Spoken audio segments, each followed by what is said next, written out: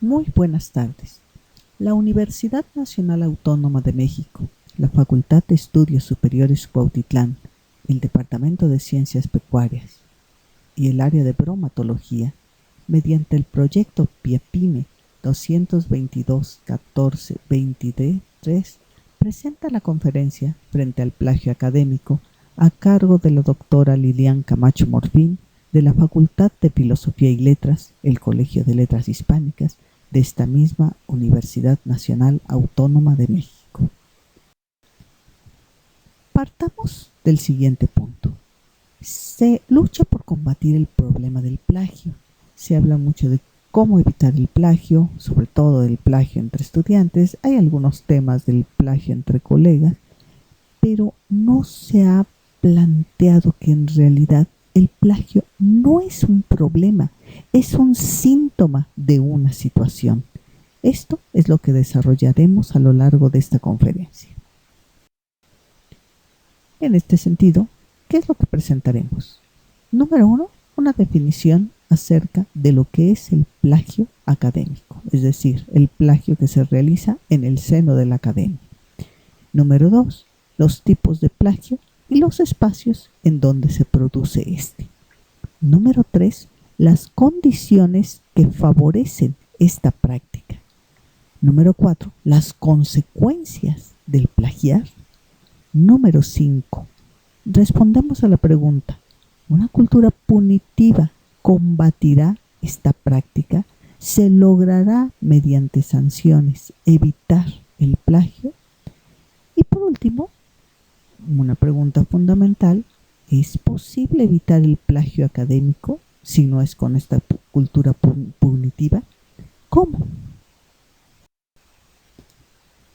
El plagio en la academia tiene dos vertientes. La primera es la vertiente escolar, es decir, entre estudiantes. Esta ha sido sumamente abordada por lo que daña el proceso de aprendizaje de los estudiantes. Sin embargo, aquí nos vamos a centrar sobre todo en el plagio entre profesionales. Este es un plagio intelectual que equivale al robo y al mismo tiempo representa una explotación de quien piensa, de un intelectual que está produciendo ideas. Este plagio tiene unos elementos fundamentales. El primero es un académico creador que produce un producto original, el académico plagiario y el producto plagiado. Ahora bien, se puede clasificar este plagio de distintas maneras. Al respecto, me baso en este artículo que ustedes podrán ver proyectado de Soto Rodríguez, El plagio y su impacto a nivel académico y profesional, un artículo sumamente interesante que recomiendo mucho consultar porque tiene una visión muy completa acerca del fenómeno. Este autor clasifica el plagio por la voluntad que tiene quien lo comete, por los móviles que lo llevan a realizar el plagio, por los métodos que se siguen y los tipos de plagio. El plagio intelectual tiene siempre un elemento que es un ladrón, alguien que roba, pero existen distintos matices.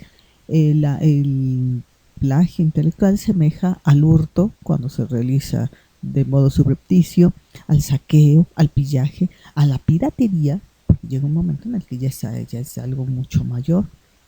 Nos recuerda también los aspectos legales, por ejemplo, los actos de despojo, la acción de desposeer y, como hemos dicho, el fenómeno de la explotación.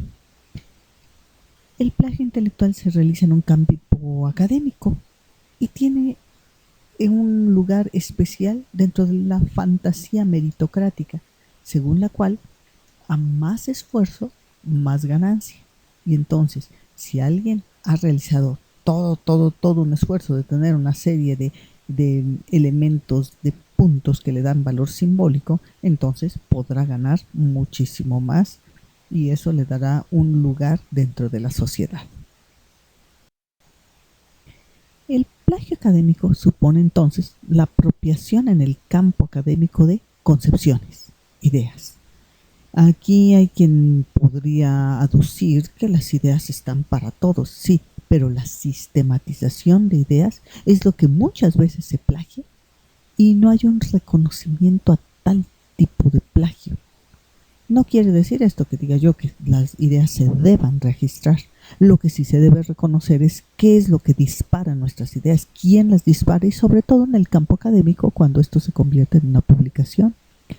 Se plagia el trabajo, se plagian materiales generados, se llega a robar. Ya aquí el término plagio ya no sería tan específico, sino ya a nivel de robo se lleva a robar el espacio y a los colaboradores del académico. En otras palabras, se despoja al académico de sus bienes. Entonces, siguiendo esta clasificación, tenemos que por voluntad el plagio puede ser intencional si quien lo comete sabe perfectamente lo que está haciendo y lo hace con plena conciencia hasta de lo que se significa. O plagio accidental, que tiene que ver cuando descuidadamente no cita al autor del cual tomó las ideas, olvida alguna referencia o la realiza mal hecha, etc. Pero son plagios accidentales y esos fácilmente subsanables. El plagio intencional ya es un fenómeno sumamente complejo y en este nos vamos a centrar en esta conferencia. Bueno, en cuanto a los móviles, la motivación, en ocasiones, y digamos los casos menores, es falta de tiempo. Un académico necesita entregar algo y entonces se le hace en un tiempo corto, se le hace muy fácil plagiar. Falta de confianza profesional. Este académico no confía en sus habilidades y entonces confía más en otro académico al cual le puede sustraer su información. Puede ser por falta de habilidades, no saber cómo manejar la información y convertir un saber, convertir un conocimiento en un producto que pueda ser presentado. Y todo esto, bueno, relacionado con una falta de alfabetización académica. A menudo quien plagia es porque no sabe, en el caso de escritos, cómo se escriben estos textos académicos. Y esto sería solucionable. Grave la motivación debido a una fantasía meritocrática. Cuando el plagio representa la adquisición de un valor simbólico y este valor simbólico está relacionado con una serie de capitales académicos en donde en un sistema de estímulos de puntos a mayor presentación de determinados, por ejemplo, de determinado número de artículos, corresponda a un mayor estímulo. Tiene esa fantasía meritocrática individualista, porque está pensando en función de la persona que está realizando el plagio. La motivación también puede ser la impunidad, que tiene que ver con este carácter delincuencial. Quien plagia y sabe que no va a ser castigado, recibe una motivación más para seguir plagiando. Se plagia paradójicamente, también por al mismo tiempo que es una práctica sancionada, se puede plagiar por una presión social, una presión de estar en ese campo meritocrático como una gran figura. Y entonces, ¿cómo conservar un nivel de productividad? Pues a menudo plagiando para poder tener materiales y no el tiempo para madurar esos materiales. No es tan común, pero no falta quien plagie por una forma de retar a la sociedad del conocimiento, para decir, bueno, yo plagio porque estoy seguro que no se van a dar cuenta y voy a probar a esta sociedad. En cuanto a los métodos, tenemos el método más elemental, que es el copia y pega, que realizan hasta los estudiantes. El parafraseo inapropiado, es decir, el académico toma un texto, le cambia las palabras y no cita de dónde viene el texto original. Puede ser una referencia falsa o una referencia que se perdió, es decir, si el académico de pronto tiene una idea y cita un texto que ni siquiera existe o que nadie escribió, bueno, está realizando un tipo de plagio, pero plagio en el campo de lo inexistente. O una referencia perdida, no sabe de dónde sacó la información y ya mejor no la cita. Aquí cabría hacer una precisión. todos los que nos dedicamos justamente a este campo del pensar, no podemos afirmar que nuestras ideas surgen de la nada. Detrás de nuestras ideas existen también otras ideas, detrás de nuestras lecturas hay otras lecturas, detrás de nuestra cultura hay otras culturas. Y muchas veces se encuentran ya tan interiorizadas que no podemos decir qué pertenece a cada autor. Necesitaríamos estar hablando con una cita, con una nota al pie, con una referencia a cada paso. Pero una cosa es este saber interiorizado y otra cosa la presentación de ese saber ya cuando hay unas referencias directas hacia las fuentes que les dieron origen. Ahora, este plagio, esto es un acto deshonesto y dentro de ese campo de los actos deshonestos que se ligan con el plagio está la falsificación de datos, el robo de referencias, no de fuentes, porque además podemos también robar las fuentes y no dar el debido crédito a quien generó este listado de fuentes que nosotros estamos presentando.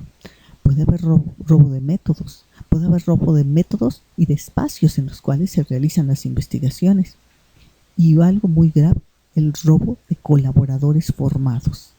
Es decir, alguien tiene un equipo de trabajo y llega el corsario o el pirata de la academia y no solo se queda con los textos que publica o con los textos inéditos del investigador, sino además se queda con los métodos que ha creado, con los espacios que trabajó y con las personas que colaboran, y sin dar crédito a que estas personas se formaron bajo la tutela, bajo la asesoría o bajo la dirección de tal o cual persona. Los tipos de plagio. Tenemos un plagio republicano. ¿Y por qué republicano? No en el sentido democrático de sistema de gobierno, sino es el autoplagio. Alguien publica y republica y republica y republica un mismo texto. La falsa autoría, es decir, alguien se presenta como autor de un texto cuando en realidad nunca fue autor. ¿Por qué? Porque lo hurtó. Es el caso más conocido y es el caso al que se le ha prestado más atención. Pero también hay una falsa autoría cuando hay un autor fantasma, es decir, se manda a que alguien escriba el texto y después el académico prestigiado lo firma como si fuera un texto propio. El falso colaborador, es decir, un académico que no hace absolutamente nada, pero por cuestiones de política institucional, se le anota en una investigación como si él hubiera colaborado en algo, y esto pues, bueno, representa un valor curricular para quien realiza estas prácticas. Quiero señalar algo muy importante. No he mencionado ni instituciones, ni espacios, ni en concreto, porque estos fenómenos de plagio son muy comunes en ciertos ámbitos académicos a nivel internacional. Haré alguna referencia posteriormente. Ya habíamos hablado del robo de material, o sea, cuando se roba lo que consigue algún académico y se presenta como propio. El robo de concepciones, este es un plagio que digamos que es de los más ignorados, de los menos atendidos.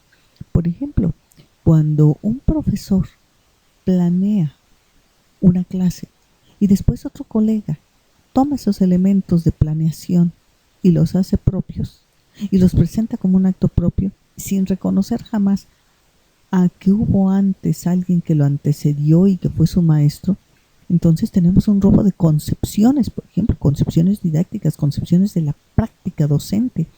El gran problema de este tipo de plagio es que tampoco existen los mecanismos para que se preste atención a este tipo de reconocimiento necesarísimo.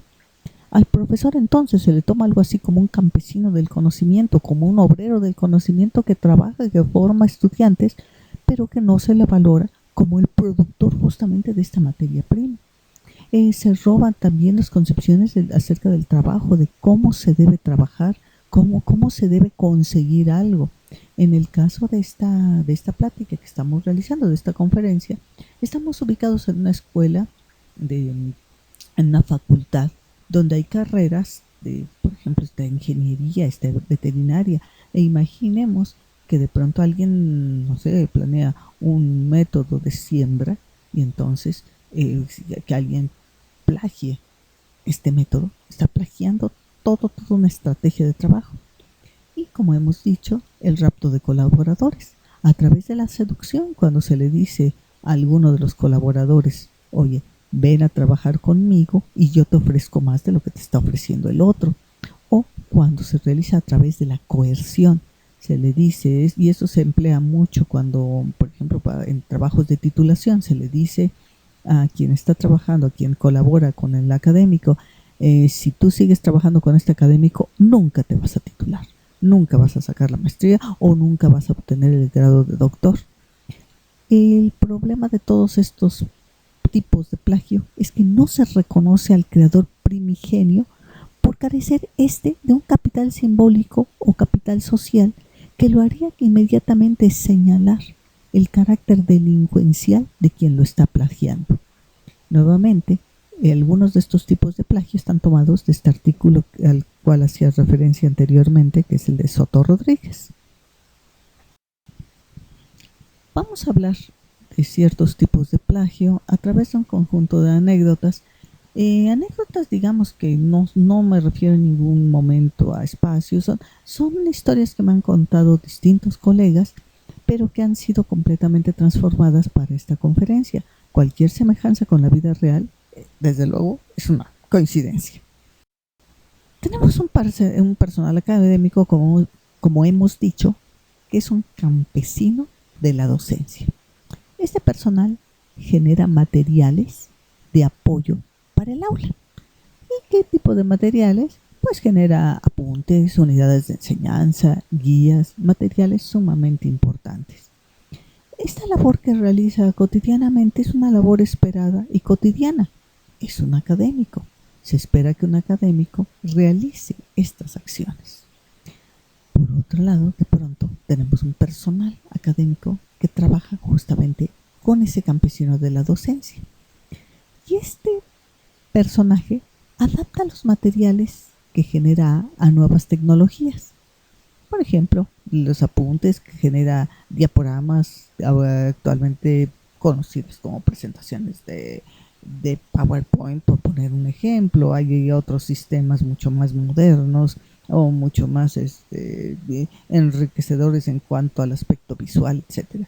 Genera cuadernillos, genera videos, genera un canal de comunicación, pero el problema es que este personal borra el nombre de A, no reconoce que en realidad todo lo que está presentando como un programa, como un plan de apoyo de elaboración de materiales de apoyo docente, se deben al trabajo primigenio de A. No, B queda como el creador original de los materiales generados. ¿Y qué le va a ocasionar esto? Desde luego, prestigio, reconocimiento profesional, a veces premios, estímulos económicos, es decir, este valor simbólico que adquiere como creador, aunque no lo sea, va a redundar en un valor económico y por ende también en un valor social.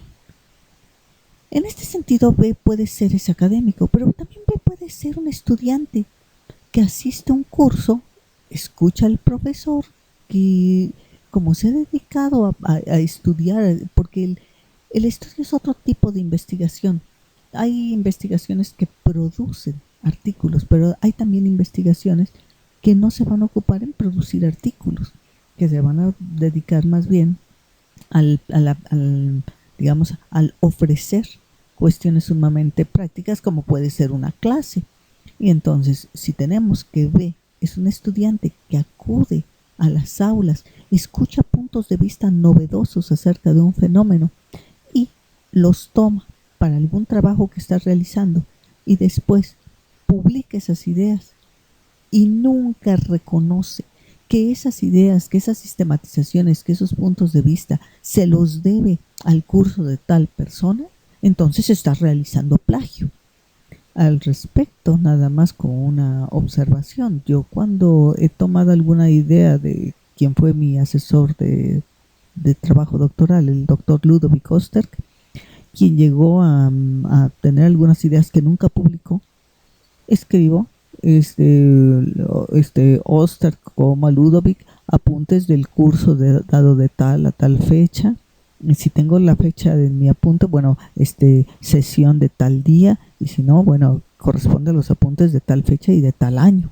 O sea, reconocer que los colegas, los profesores, no solo son campesinos que están labrando el campo del conocimiento, sino además que están generando ideas y como tales necesitan ser reconocidas. Robar estas ideas de un académico y presentarlas como propias es un tipo de plagio.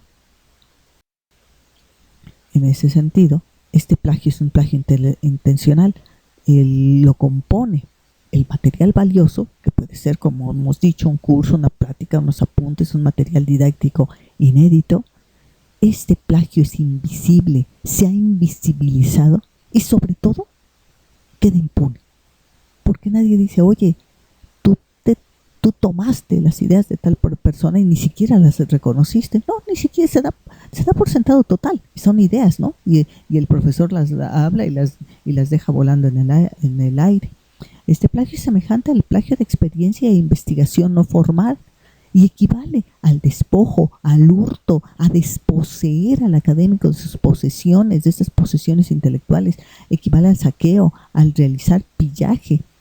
Al académico que produce esas ideas se le considera un obrero de la enseñanza y como tal, pues simplemente lo que está produciendo es un producto que tiene un valor de uso y que para el que plagia tiene un valor de cambio.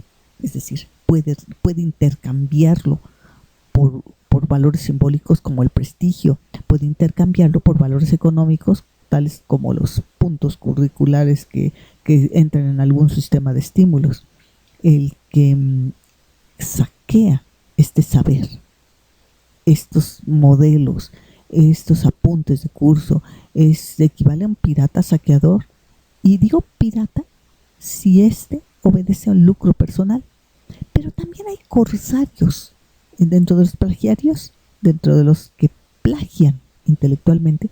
Tenemos corsarios que están auspiciados por alguien. ¿A qué me refiero? Me han platicado en este sentido que algunos personajes de poder tienen a su servicio una serie de académicos poco honestos que utilizan al académico productor como una mina y entonces a cambio de este saqueo de saberes, de métodos, de prácticas, le dan al corsario, al académico saqueador, alguna prebenda, alguna plaza, algún espacio, y entonces ya no es un pirata que nada más está trabajando para sí, está trabajando para alguien que está auspiciando justamente este robo. Y desde luego, este tipo de robos se produce en el campo académico y detrás de este tipo de robos hay una violencia simbólica. No se usa la fuerza física, no se llega con el académico con una navaja como asaltante o delincuente a decir, a ver, suelta todo lo que tienes en la cabeza, no, sino a través de la imposición de ciertos valores o de ciertos hábitos y costumbres de la academia. Vayámonos entonces ahora a una segunda anécdota. Y cualquier semejanza con la vida real, insisto, será mera coincidencia. Tenemos nuevamente a que es un personal académico, obrero de la docencia. Ahora bien, genera un manual para la asignatura que imparte. Es un manual útil en el área, pero de pronto por algún problema, por algún asunto, por alguna cuestión de la vida, deja de elaborar en el área. Desde luego, deja como un legado todo lo que realizó en ella, y dentro de este legado se encuentra este manual. Entonces, ahora tenemos a B y a C, que es un personal académico que comparte el área con A. Encuentran el manual y entonces B borra el nombre de A en el manual y lo edita bajo la autoría de B y C. cabe aclarar que C goza de un puesto de poder académico administrativo y por tanto C avala el acto de B. B y C se presentan como autores del manual. Quizá B como autor principal, C como revisor o viceversa. Pero ¿qué es lo que ellos están ganando? Prestigio, reconocimiento profesional, seguramente premios, estímulos. Y en ese sentido suelen decir, bueno, ¿para qué registrar el nombre de A si A ya ni siquiera trabaja aquí? O en casos más graves, si A ya se murió, ¿para qué quiere estar como autor? Ese es un tipo de plagio, es un plagio. ¿Y por qué no reconocerlo como tal? Tenemos otro caso al respecto. Tenemos a A, que es un personal académico, nuevamente nuestro campesino de la investigación, que siembra, que cultiva, que cuida la tierra del saber académico, que se dedica a recopilar datos sobre un tema determinado. Crea un banco de información, descubre, no sé, datos sobre tal tema. Y supongamos que tiene un espacio donde hay una gaveta, un archivero, una caja donde puede guardar sus bajo llave en el sitio de trabajo. En X lugar de este planeta, no digo que en México, no digo que en la UNAM, no digo simplemente en X lugar, me platicaba algún colega que hubo un investigador que de pronto hizo unas anotaciones en un pequeño papel y se lo guardó en la suela de los zapatos en la plantilla, perdón, de los zapatos y le dijeron, bueno, ¿y eso por qué lo haces? Dice, no, porque aquí son tan rateros que capaz de que me descuiden, me roban hasta las ideas que anotan en este papel. Bueno, entonces de ahí la necesidad de utilizar estas cerraduras para guardar algo como algunos apuntes acerca de cierto tema. Y cabe decir que A prepara un libro. De pronto B, otro académico, descubre que el tema de A interesa a la comunidad académica. Es un tema novedoso, es un tema de frontera. Y entonces, en algún momento, bajo, digamos, la anuencia no dicha de C, abre la oficina y el mueble de A y se apodera de los materiales. Y C, que es jefe, omite cualquier acción para investigar el acto. Simplemente dice, qué extraño, hubo un robo, se llevaron el material. O sea, quien a veces quiere apuntes, pues a quien les da un valor de cambio, no solo el valor de uso para producir un libro, sino el valor de cambio por lo que van a representar en todo un capital académico y un capital económico. Y entonces de esta situación B publica un libro con los datos generados por A y C, ese jefe, realiza el prólogo del libro. ¿Y qué es lo que ganan? Prestigio, reconocimiento profesional, nuevamente premios y nuevamente estímulos. Es todo un sistema en el cual no hay una revisión, así como en el campo, y estamos aquí en la escuela de campo, hay un concepto de siembra responsable, hay un concepto de la cuidado de la producción responsable con el medio ambiente. Aquí no hay esa idea de cuidar la ecología laboral del investigador o del académico. En este caso, este robo de investigaciones nuevamente es un hurto, un robo, un plagio intencional, donde tenemos al investigador honesto, el objeto lo investigado, y el ladrón, que puede ser el pirata o el corsario. Esto es visible, es decir, es una práctica que se ve, es una práctica que se reconoce, pero también se tolera. Resulta curioso que sabiendo que se dan estas situaciones y a veces hasta los mismos colegas que señalan por lo bajo, es que tal robó la investigación de tal, pero no lo dicen en público. E insisto, no es una situación privativa de esta universidad ni de este país. Este ladrón, para realizar lo que realiza, cuenta con cómplices, a veces son espías, cuenta con un capital simbólico que le permite pasar indemne después de un acto de rapiña, cuenta con el capital social para poder publicar estos materiales sin que nadie lo cuestione o sin que alguien que ponga en duda su honorabilidad académica, y esto significa que cuenta con gran poder. Entonces esto nos lleva a decir que otro de los componentes de este tipo de robo es la conciencia, a veces explícita, a veces tácita, de estar realizando un acto deshonesto y delincuencial. Y nuevamente, esto es semejante a, por ejemplo, un robo de ahorros en un banco, es un acto de despojo. Y esto suele ocurrir, no sé con qué frecuencia, eso sí, no lo sé porque no me he dedicado a estudiarlo sistemáticamente. Sucede con frecuencia en centros de investigación. Quiero abrir aquí un paréntesis.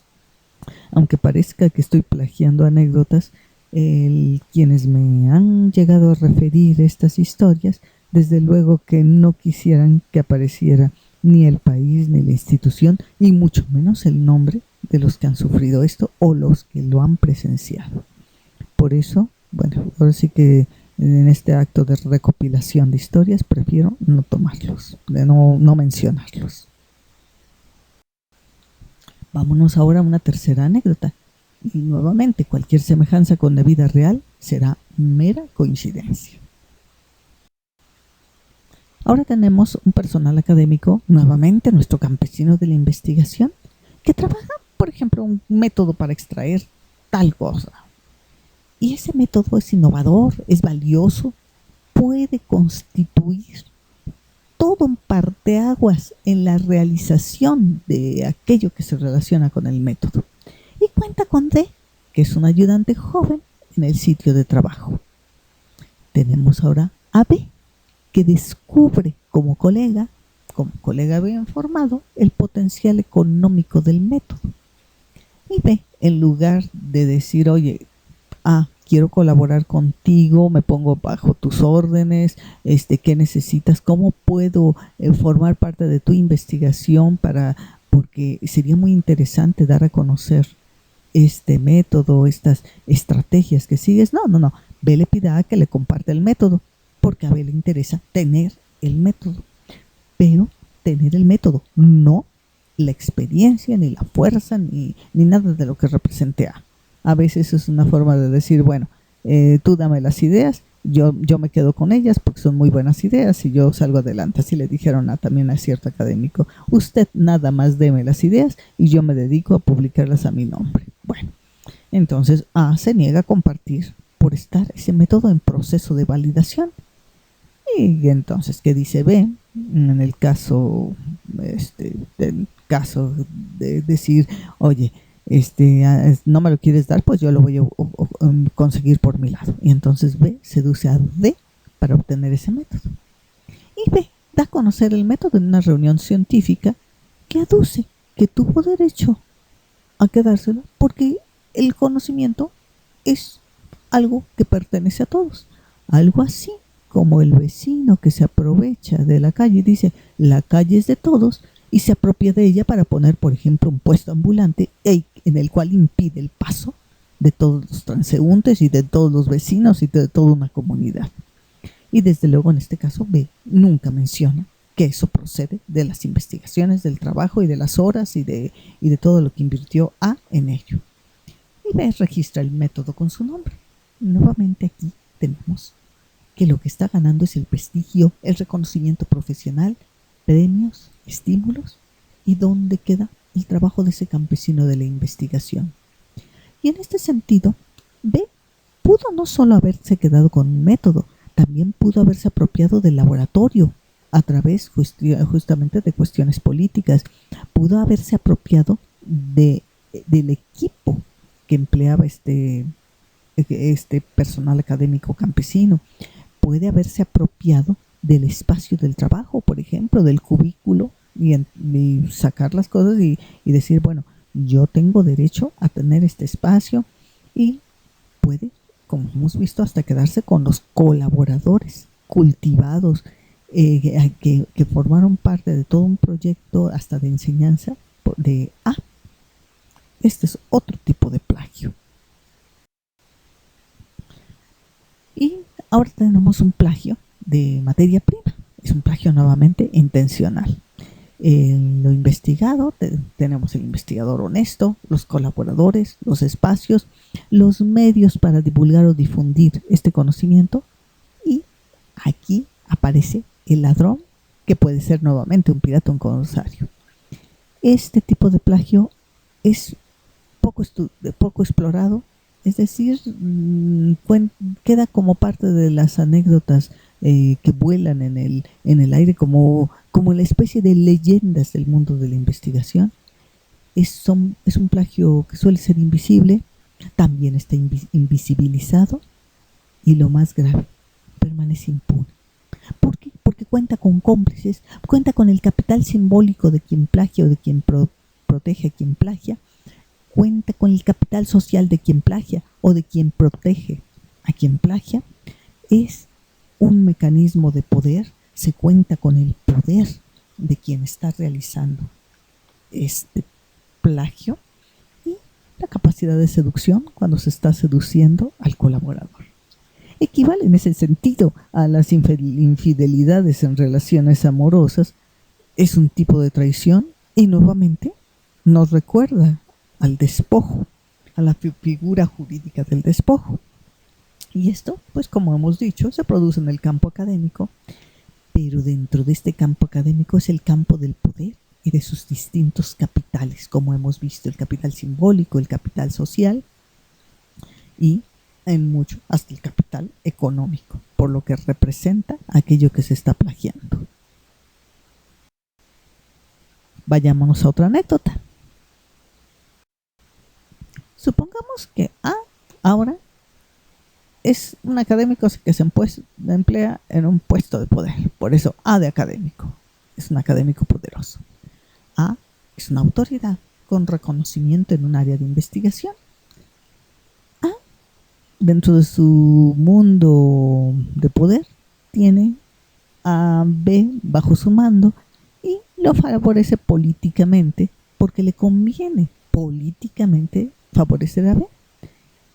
Y como A tiene un puesto de mucho poder y mucha responsabilidad, le solicita una investigación a B para presentarla en un congreso, pero como B no tiene la formación académica debida, se le hace muy sencillo plagiar a C. Y B entrega el plagio a esta autoridad, entrega lo plagiado a A, y A participa en un encuentro de investigación. Pero sucede que C, el personaje plagiado, asiste y al escuchar la exposición reconoce su propio trabajo, el trabajo realizado. Entonces se denuncia el plagio de A. ¿Y qué es lo que sucede? Pues es el caso clásico del plagio, donde lo que se suplanta es la autoría. Se despoja a alguien de su nombre y se coloca su nombre. Es simplemente un intercambio de rostros. ¿Y cuál es la consecuencia? Bueno, más allá del aspecto tragicómico del asunto, es que A le quita el favor político a B, pero A sigue circulando dentro del mundo académico porque es algo que pronto se olvida. Eso es el robo de publicaciones, es un plagio intencional, donde nuevamente tenemos un investigador honesto, un texto escrito, publicado, y esto se da mucho también cuando estas investigaciones, a veces valiosas, se encuentran en publicaciones en medios de poca presencia, en medios no de tanto reconocimiento, y contamos con el plagiador y un cómplice de quien plagia. Este tipo de plagio es aceptado, o sea, hasta que se descubre, y a veces se dice, bueno, es que se dice que tal plagia, se dice que tal se robó la investigación de tal, pero no se toca al plagiador hasta que verdaderamente se descubre, y entonces sí es señalado, sí es castigado y se convierte en un elemento. Bueno, hay a quienes han hasta perdido el puesto de poder. Y es un caso que cuenta justamente este académico al cual hacíamos referencia. Les ha llegado a costar hasta del grado académico o el título profesional, pero mientras no sea suficientemente demostrado, el personaje no será señalado y castigado. Y este plagio, semejante a los otros tipos de plagio, ya se encuentra completamente emparentado con una especie de delincuencia organizada. Y nuevamente se produce en el campo académico en este mundo de capitales, no solo capitales académicos como debería ser, sino capitales simbólicos, capitales económicos y por tanto en espacios de poder. Una vez visto lo anterior, vemos que existe una serie de condiciones que favorecen la existencia de una cultura del plagio, en el cual por un lado tenemos a los campesinos, que son obreros del conocimiento, son los que están sembrando el saber, están cultivándolo, están produciendo este saber, y produciendo también a quienes van a consumir posteriormente este saber, que en este sentido son nuestros estudiantes, no tratados como consumidores, pero sí como aquellas personas que estarán alfabetizadas académicamente a tal nivel que serán capaces de valorar todo este mundo. Pero por el otro lado también tenemos nosotros señores feudales del conocimiento, que son los que lo detentan no por gozar de mayor capital académico, sino porque gozan de un capital social, porque gozan de un capital simbólico, es decir, se les valora como los digamos grandes académicos, opuestos a estos académicos de presencia digamos obscura, porque no se sabe mucho de ellos. En cambio tenemos estos otros académicos, especie de rockstar, que también cuentan con un gran capital simbólico, son los académicos. A veces se dice que son los que dan la conferencia porque es la única que tienen y repiten, son republicanos de sí mismos, entonces se republican y republican, y que también gozan de un capital geográfico, sea porque viven cerca del lugar donde se produce este conocimiento, o sea porque se han apoderado de los espacios donde se produce este conocimiento. Esas condiciones favorecen la existencia de una cultura del plagio. Y además de todo esto, aunado al anterior, pues esta impunidad que hay al respecto. Dentro de estas condiciones que favorecen la existencia de la cultura del plagio, tenemos el mito del lobo solitario, es decir, no se reconoce que un saber es un saber, sobre todo el saber académico, es un saber producto de toda una cultura y de quienes realizan esta cultura. Es la exaltación del individualismo como el individuo creador por antonomasia que produce una investigación, lo que favorece justamente esta puesta en el mercado del saber, del conocimiento.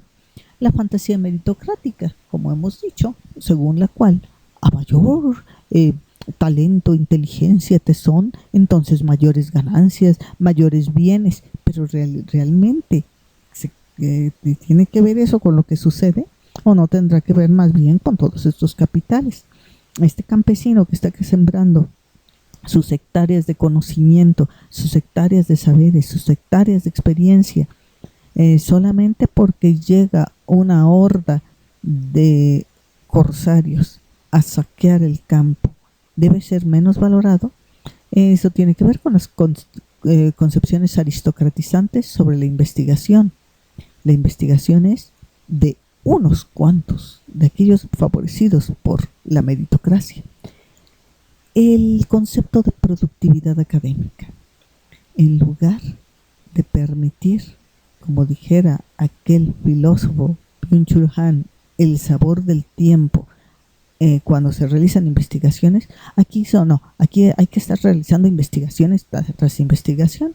Me permito citar ahora al doctor Oster, quien molesto decía, es que yo no soy un albañil del conocimiento para pegar y pegar tabiques acerca del saber. Es decir, no se piensa que hay etapas en las cuales no se produce nada porque se está preparando la tierra de cultivo de ideas. Y puede ser el momento de adquisición de capitales culturales, la lectura de materiales, lectura de libros, el intercambio de ideas con los colegas.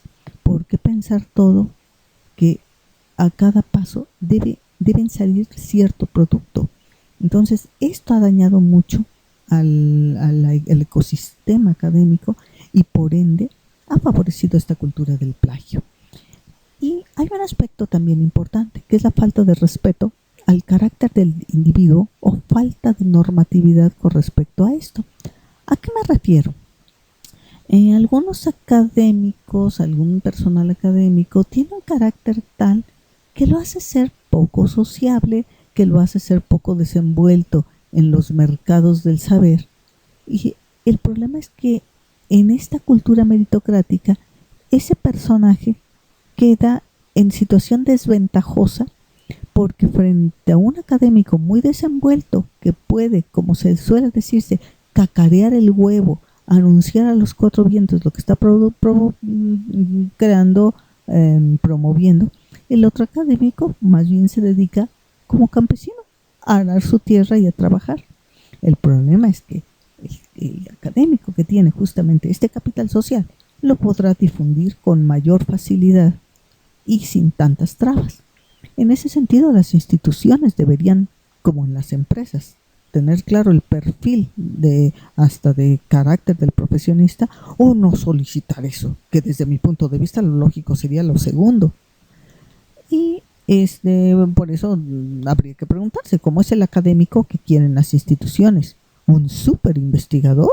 ¿Eso es lo que se quiere?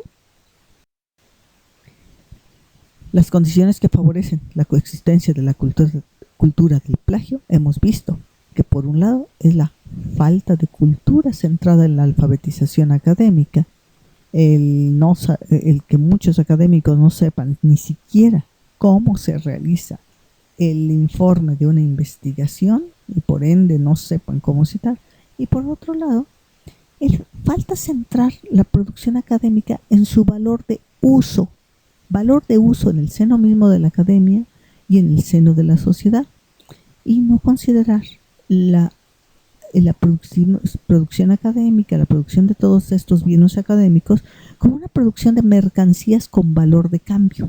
Es decir, a mayor cantidad de mercancías producidas, mayor número de estímulos, mayor número de reconocimientos sociales, mayores posibilidades de adquirir, de intercambiar esto por otros bienes tales como puede ser un espacio de trabajo, un laboratorio, etcétera. Nos preguntábamos al inicio, ¿sirve una cultura punitiva para combatir el plagio? Desde luego que no, porque el campo del poder es el campo que promueve ideas para sobrevivir, reproducir y conservar.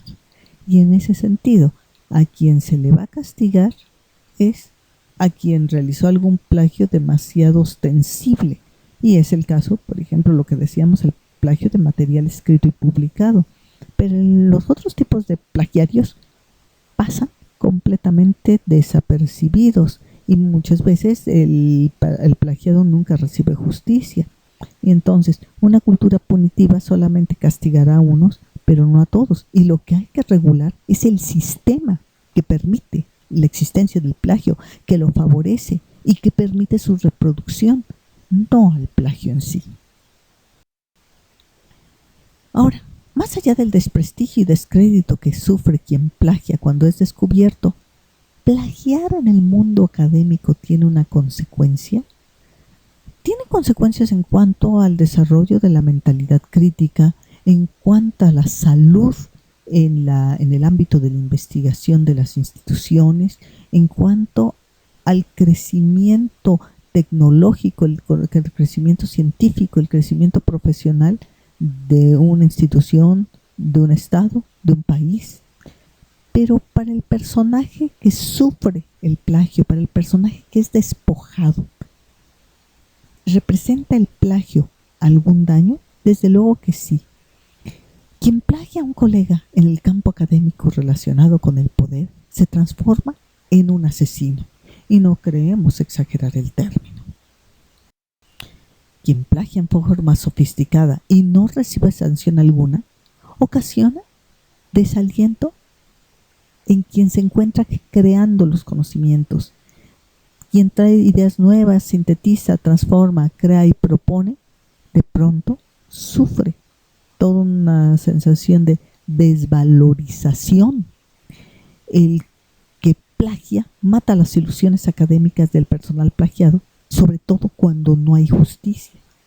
Porque es decir, bueno, yo estoy produciendo esto para nada, y se mata porque muchas veces estos académicos entonces dicen, ¿para qué lo hago? No tiene sentido. Y esto es nefasto porque cada académico le costó a una nación mucho dinero en preparación académica y no se debería permitir el desperdicio de estos recursos. Quien plagia crea un ambiente de rapiña académica y no de colaboración, y eso daña impresionantemente a las instituciones. De tal forma, quien plagia genera espacios donde lo que importa es la generación de capital simbólico a un precio no ético, y por ende no le interesa el desarrollo del saber, y eso perjudica hasta a una nación. Concluimos entonces, como dijimos en un inicio, que el plagio es un síntoma, no es el problema en sí. ¿Puede combatirse la cultura del plagio? En el ámbito académico profesional debería revisarse el concepto de productividad académica, acotándolo, revisándolo, quizá hasta eliminándolo. No habría necesidad de plagiar si no existe el estímulo para realizar este plagio. Concebir los productos académicos como un bien común, es decir, sí son propiedad de quien los está generando, pero una vez que pasan a la academia, son un bien de la academia a nombre de quien los está produciendo, no a nombre de una segunda persona que se apropie de ellos. Se debe concebir al académico como un trabajador y no como esta estrella que establece una distinción insultante entre los grandes académicos productores de grandes cosas y los académicos de a pie, que son estos campesinos del conocimiento. Hay que respetar el carácter del académico o establecer lo que queremos de este académico en los contratos. Entonces, quizá un académico sea capaz de producir, pero no tenga la formación para saber cómo acceder a los lugares, a los ciclos de donde se puede él integrar en la difusión de este saber. No tendría por qué saberlo, porque eso no se enseña en muchas universidades. Para esto convendría crear departamentos en los cuales se asesorara al académico acerca de dónde, cómo, de qué forma dar a conocer y en qué espacios dar a conocer sus productos. O, en todo caso, si lo que se quiere es no crear eso, bueno, establecer en los contratos. Si usted quiere ser académico de esta institución, debe tener facilidad de palabra, debe tener don de gentes, debe tener una gran capacidad de trabajar bajo presión, etc. Es muy importante aclarar que para que deje de haber una cultura de plagio, debe haber un salario decoroso para un trabajo honesto, realista y factible. Mientras muchos de los salarios se basen en el valor de uso de las investigaciones, es decir, estas investigaciones se producen para intercambiarlas por valores económicos, entonces se usan y tienen un valor de cambio, se cambian por esta economía y no solamente es el uso que se les da como mecanismo de saber. Ahora, se puede combatir cuando se crean espacios para intercambiar ideas y no espacio para robar o para realizar actos de corsarios o de rapiña, de piratería con respecto a las ideas. Y sobre todo, dotar a todos aquellos profesores e investigadores desconocidos, aquellos que estuvieron en las instituciones, que aportaron y que formaron estudiantes, pero que realmente no escribieron nada que quisiera que fueran sumamente reconocidos, apreciados y que merecerían una placa con su nombre completo. Bueno, crear en cada una de las instituciones el monumento al profesor desconocido y el monumento al investigador desconocido, porque estas figuras son las que le dan una presencia académica al lugar de trabajo. ¿Y qué pasa con la cultura del plagio en el universo de los estudiantes? Algunos de los elementos que hemos visto son semejantes, pero eso desde luego sería motivo de otra conferencia, de otra plática. Agradezco mucho a quienes durante la conferencia realizaron preguntas. Una de las preguntas formuladas habla en torno a la función de la inteligencia artificial con respecto al plagio. Hago la acotación que la inteligencia artificial, valiosa como herramienta, no hay que tenerle miedo, simplemente hay que saberlo utilizar, para qué utilizar y cómo. No será una inteligencia artificial si tiene un carácter monológico, es decir, simplemente sirve para recoger un paradigma y dar a conocer este paradigma. Será un elemento valioso si utiliza para la creación de lo que se le solicita el referente de lo que es la polifonía académica. Muchas gracias por su presencia, muchas gracias por su atención y ahora sí que les deseo muy buenas tardes.